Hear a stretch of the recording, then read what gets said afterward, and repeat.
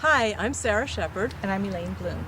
and we're here today to give you some spring lawn care tips that are good for the environment and also will help you have a nice, healthy, and attractive lawn. We're going to talk about ways to improve your soil, the proper way to mow, and the proper way to water in a manner that is good for the environment and good for your lawn. Our approach is to make your lawn as healthy as possible in a natural way so you can avoid the use of lawn chemicals as much as possible. They're not really good for the environment. Pesticides will kill off beneficial insects in addition to the ones you want to kill off, and these chemicals can get into our water supply and affect fish and other animals that live in the water. So if you follow these pointers we're giving you, you can minimize the use of those chemicals. Before you add anything to your lawn like lime or fertilizer, you want to find out if it's necessary. Why? Because in spring, your lawn is putting on a lot of root growth, and you want to encourage that. Strong, healthy roots will keep your lawn healthier later in the summer when the stresses of drought and heat occur. So you want that good, healthy root system to sustain your lawn. And also, if you fertilize in the spring, you're also feeding the weeds, so you don't want to be doing that. If you have areas of your lawn that are thin or spotty, you can do some overseeding now with a perennial ryegrass, and that will help fill in the blank spots. But above all, resist using a weed and feed product, because that's not going to do anything good for your soil and may actually harm it, and you may not even need it. So the most important thing to remember is in the spring, get your pH tested and get your soil tested for nitrogen. And Elaine is going to show us how to do a soil test and also how to do a pH test. What you want to do when you take a soil test is take a couple of different samples around your yard in the lawn, and you're going to dig down past any kind of layer that's on top of dead grass or roots or something like that, and dig down about 3 or 4 inches into the soil, get past that root zone, and then take about, I don't know, 1/4 cup, put it in the bag, okay? You want to do that in a couple of different places in your lawn that look good, okay? Then, if you have any areas of your lawn that aren't looking so good, you want to take a separate sample in these areas, because there might be a problem here that isn't existing in the other location. So just dig down, again, 3 or 4 inches, take another sample. This is the at-home soil test that you can do. There's several different brands, but anyway, you can pick this up in a local garden supply store.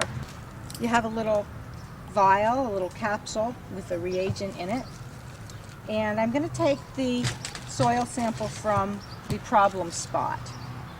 So you put a pinch of soil, dump that in, then you put a little water in. Whoops, maybe a little bit too much, but I think it'll still be fine. Shake it up. We've let our soil test settle a little bit, and we've given it time to react with the soil, and now you compare it to the chart on the front, and as you can see, this soil is on the acid side. That means you're going to need to add lime to your lawn. When you're mowing, it's important to take only 1/3 of the grass blade. Basically, by mowing high and taking only a little off at any one time, you're avoiding stressing the grass, and again, you're allowing those roots to grow down deeper, because as tall as the grass is, that's how deep the roots are going to be. You also want to remember to keep your mower blade really sharp so that you're not tearing the grass when you mow, you're slicing it or cutting it. Well, it's about almost 4 inches tall, so you could mow this, but you'd only take 1 inch off at this point. So you're not going to cut it to 2 inches, take half of it. You're only going to take 1 inch off, and you want to remember to leave the clippings on the lawn, because they're going to provide about 50% of the nitrogen that your lawn will require for the whole summer. I'd like to talk a little bit about how to water. The key here for watering is to do deep and infrequent watering, because you want to, again, encourage the roots to go down, deep roots, that give your lawn better drought resistance and also less thatch. Another good idea is to water only in the morning, because then it gives your lawn the rest of the day to dry out, and that prevents a variety of lawn diseases. And another important thing to do is to only water at a rate that your soil can absorb. If you just set your sprinkler and let it go, you may be watering the pavement or the street. You may be washing a lot of stuff down into the storm drains. So you want to water slowly enough to let the soil absorb it, and then check to see how far it's sunk in. You can buy an inexpensive or expensive rain gauge in any garden supply store and put it out in your yard. Don't put it under a tree. Don't put it under an overhang. This fence post over here is a good place to put it, out in the open. And as you can see, it's showing that we got about a half an inch of rain this week. So what does that mean? It means we need to water our lawn about a half an inch of water. How do you tell how much you've watered your lawn? When you've got your sprinkler going, take an empty tuna fish can or cat food can, something like this. It's about an inch high.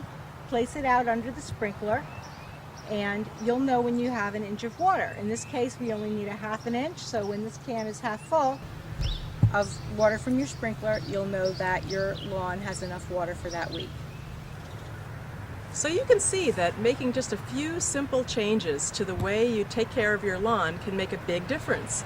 And maybe you can even reduce or eliminate the amount of pesticides or chemicals or herbicides that you need. You may not need anything, just by adding the right amount of water, mowing at the right height, and adding the right things to your soil when it needs it. This is probably the best 3 things you can do for your lawn. You can still have a really nice lawn without adding a lot of chemicals that could hurt our water and our soil.